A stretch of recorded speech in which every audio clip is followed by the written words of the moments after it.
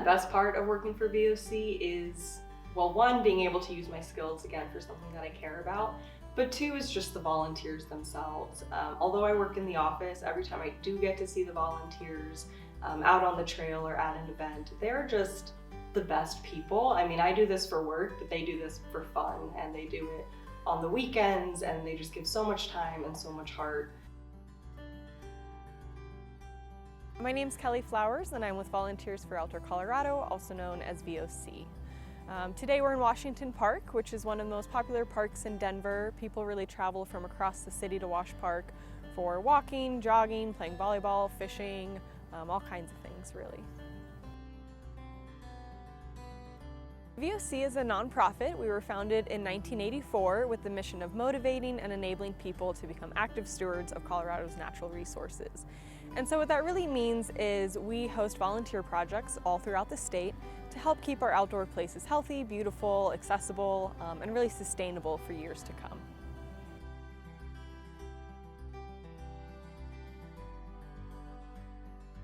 I got to go interview volunteers on our Hanging Lake Volunteer Project, just about their experience with VOC. And through that I really got to know a lot of the volunteers, including one of our longest serving volunteers, whose name is Steve West. He has been volunteering with us since the 90s, he's now in his 60s, and it was just amazing to talk to him and hear from him, what VOC had really meant to him over the years. He had met his wife, he had met lifelong friends, and just seeing, the emotion it brought to him and the happiness it brought to him to share those stories and talk about those memories.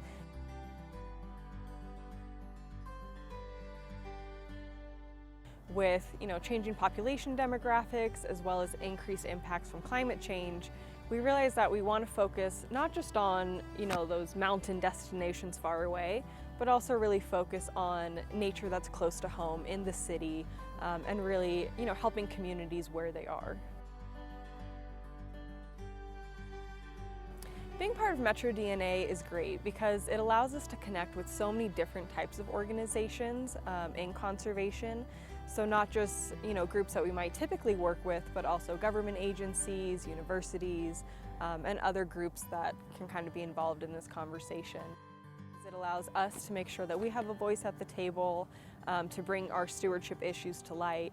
And then also, again, kind of just that benefit of collaboration and getting to hear from people who are experts in their own field, so we can kind of see what we can learn from others that will help our work as well.